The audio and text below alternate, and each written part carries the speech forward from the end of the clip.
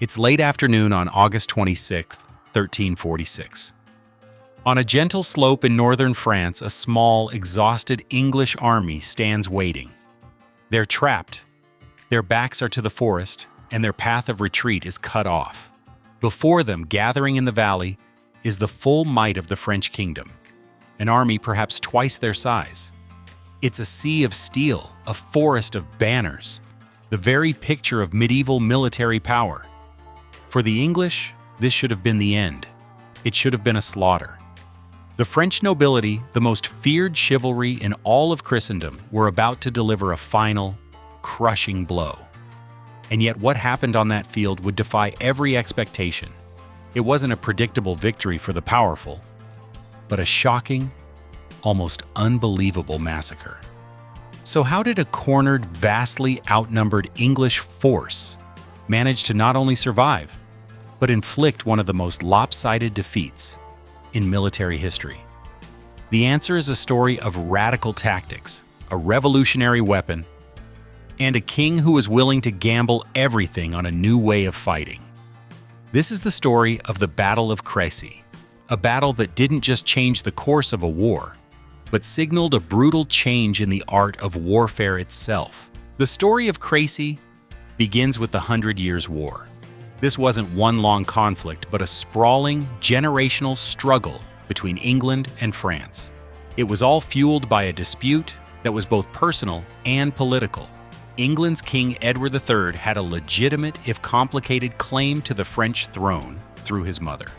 When the French nobles instead chose Philip of Valois to be their king, Philip VI, they kicked off a rivalry that would plunge the two kingdoms into a century of conflict. The year 1346 saw Edward launch a major invasion of France. He landed in Normandy with a tough, professional army and began what's known as a chevauchée.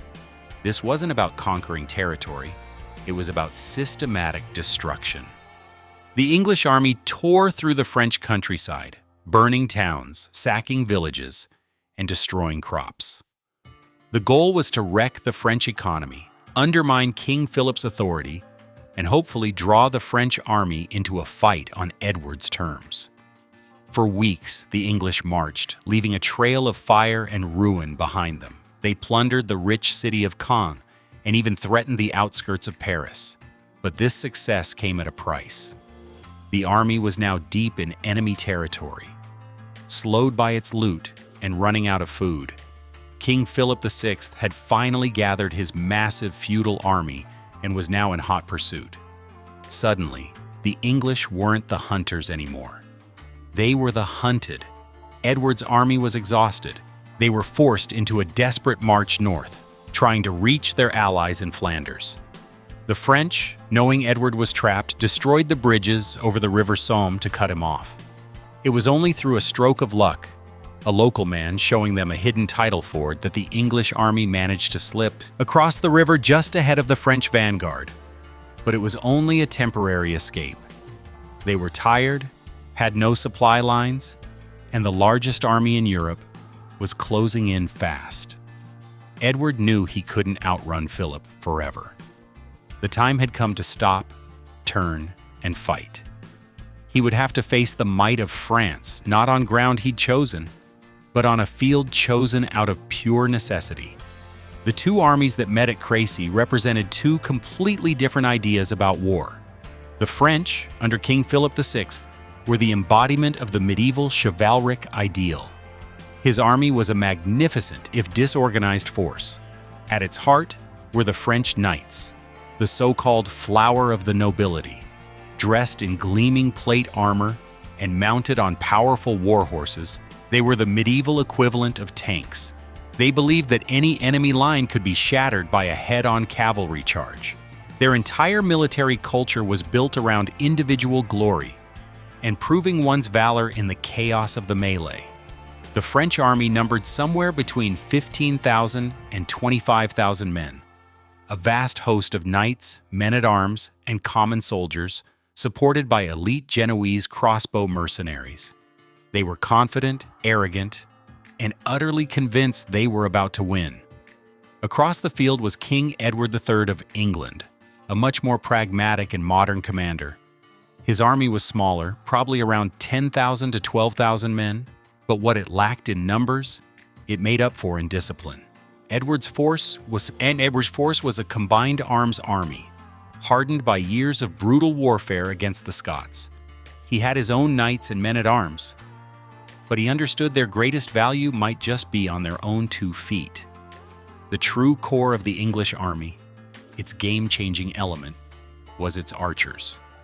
These weren't nobles, they were yeomen, free-born commoners. By English law, they had been required to practice with their signature weapon every Sunday since they were boys. That weapon was the English longbow. It looked simple, just a 6-foot-long piece of yew wood. But it had a draw weight that could be over 150 pounds. In the hands of a skilled user, it was a terrifyingly effective killing machine. A longbowman could fire 10 to 12 arrows a minute, sending them over 300 meters. Their specialized bodkin point arrows were designed to punch through chainmail, and at close range could even find gaps in a knight's plate armor.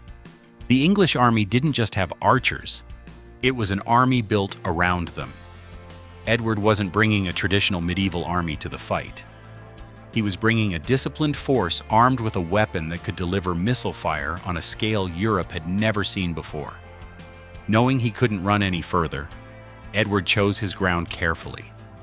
Near the village of Crecy-en-Ponthieu, he found a gentle, rolling hillside. It wasn't a fortress, but it gave him one crucial advantage. Any attacker would have to charge uphill. He then gave a critical order: everyone dismounts. His knights and men-at-arms weren't going to be charging on horseback. They would fight on foot. As a solid, unbreachable wall of heavily armored infantry, he arranged his army into 3 divisions, called battles. 2 divisions stood in the front line, commanded by the Earl of Northampton and his own 16-year-old son, Edward, the Black Prince. The 3rd division he kept in reserve under his own command. But the real genius was how he placed his archers. He put them on the flanks of each division, pushed forward in V-shaped formations. This meant they could shoot not only straight ahead, but also into the sides of any force attacking the English center, creating a deadly, overlapping kill zone. This wasn't going to be a chivalrous duel. Edward's men spent the morning preparing the field.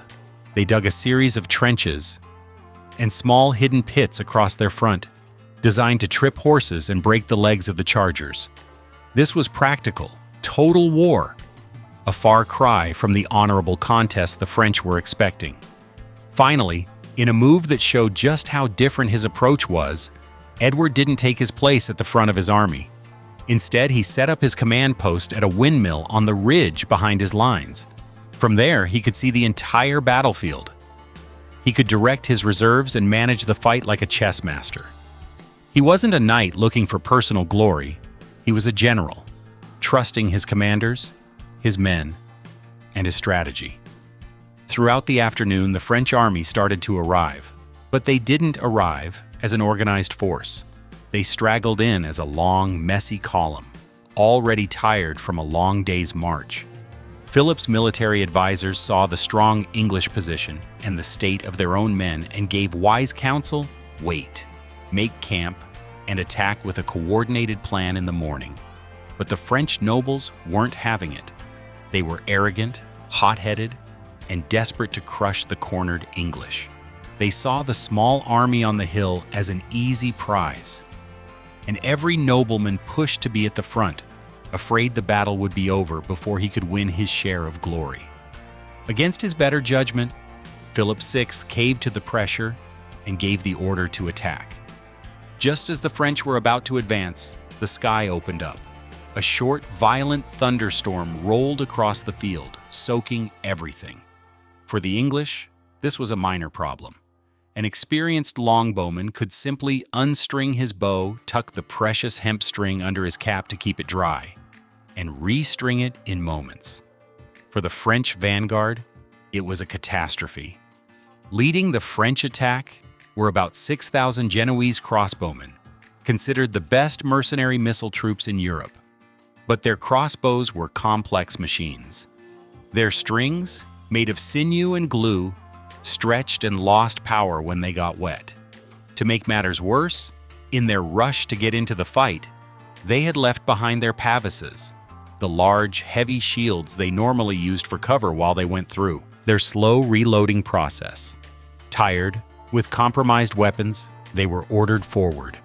The Genoese advanced up the muddy slope and let out a great shout to try and intimidate the English. They were met with total silence. They shouted again. Still silence. They moved a little further, raised their crossbows, and fired a volley. Because of the wet strings and the uphill angle, their bolts fell short, sinking uselessly into the mud in front of the English lines. And then, the English answered. From the ridge, the command was given. "Knock! Draw! Loose!" With a sound that chroniclers said was like a terrible thunder, thousands of English archers drew their bows as one. The sky itself seemed to darken as tens of thousands of arrows arced into the air. This wasn't just a volley, it was an arrow storm. The arrows didn't just fall on the front ranks of the Genoese, they plunged down across their entire formation. The effect was immediate and devastating. Men screamed and fell, pierced by iron points. Panic erupted. Without their shields and facing a weapon that could fire at least 5 times faster than their own, the Genoese broke. They dropped their crossbows and ran for their lives. The French knights waiting behind the Genoese watched this with pure contempt. In the mind of a knight, archers were low-born peasants. Seeing them run was just proof of their cowardice. The Duke of Alençon, King Philip's own brother, was furious. Seeing the mercenaries scrambling back towards the French lines, he reportedly shouted, "Kill me, these scoundrels, for they block our path uselessly." In an unbelievable act of arrogance, the first line of French knights spurred their horses forward, literally trampling through the ranks of their own retreating Genoese allies. The first French charge was a picture of magnificent chaos. Thousands of the finest knights in Christendom lowered their lances and thundered up the muddy slope. But they were charging directly into the kill zone the English had so carefully prepared. They were going uphill, across wet ground now littered with bodies. Their horses stumbled in the hidden pits the English had dug. And then, the arrows came. It was a relentless, terrifying storm of steel and wood. The longbowmen weren't just aiming for the knights, they were aiming for their horses, which were almost completely unarmored. A knight without his horse was just a man in a heavy steel can struggling to get up. Arrows ripped into the great war horses. Animals screamed and collapsed, throwing their riders and creating a horrific, tangled barrier of men and horses. The few knights who made it through found themselves crashing into a solid wall of dismounted English men-at-arms who stood firm with spears and axes. The first charge was annihilated, but the French didn't stop. Their pride was wounded, their blood was up, and they simply couldn't understand what was happening. A second wave of knights charged, then a third and a fourth. Chroniclers claim that as many as 15 separate, uncoordinated cavalry charges were launched that afternoon and into the evening. Each charge was another wave of Europe's elite nobility throwing itself into a meat grinder. They would surge forward, get shredded by the endless rain of arrows, and just add another layer to the growing mound of dead and dying at the base of the hill. In the midst of the slaughter, one of the battle's most famous stories unfolded. The blind king, John of Bohemia, hearing that the fight was going badly, wanted to strike one last blow for his allies. He ordered his knights to tie their horses' bridles to his own, so they could lead him into the thick of the battle. Together, this small band of knights rode into the chaos. The next morning, their bodies were found all together on the field, their horses still tied to one another. At the center of the English line, the division commanded by the 16-year-old Black Prince was under immense pressure. At one point, a frantic messenger was sent to the windmill to beg King Edward for reinforcements. Edward, seeing that the situation was tough but not critical, and that his overall strategy was working perfectly, famously replied, "Let the boy win his spurs." He trusted his son, his men, and his plan.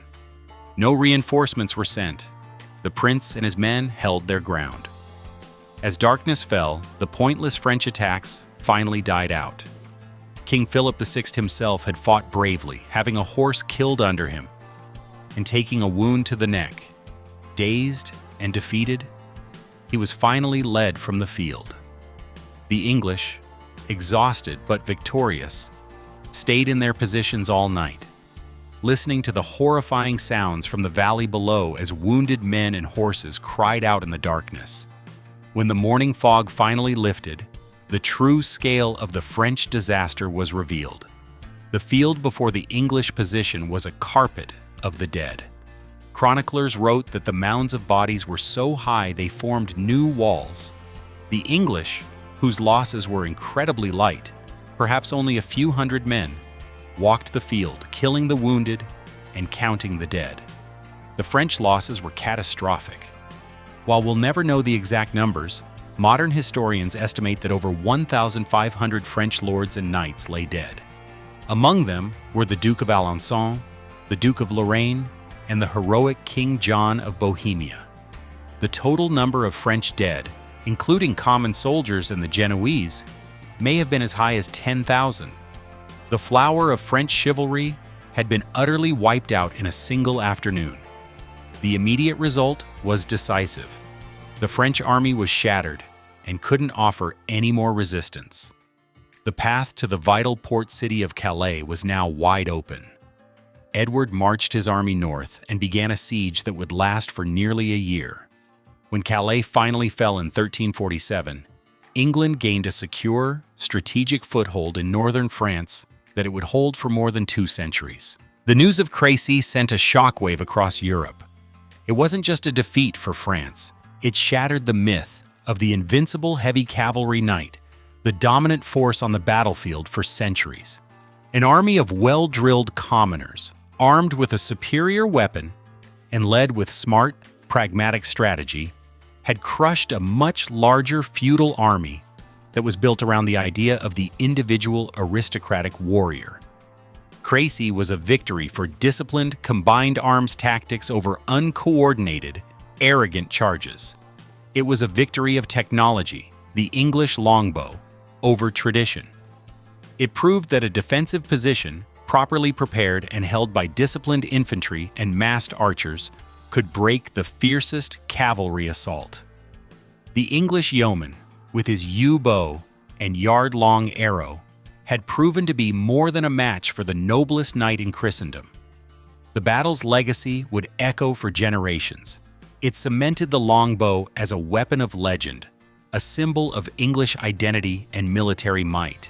It created a tactical blueprint for victory against the odds that the English would use again with similarly devastating results at the battles of Poitiers, and most famously, at Agincourt. Crecy was more than just a battle. It was a military revolution, played out in blood and mud on a French hillside. The 100 Years' War was a century of conflict defined by brutal tactics, legendary commanders, and battles that changed the world forever. The lessons learned at Crecy would be refined and perfected, leading to even more shocking English victories.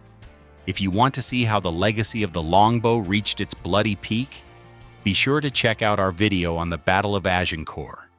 And as always, if you want to journey back to more of history's most pivotal moments, make sure you subscribe and ring that notification bell.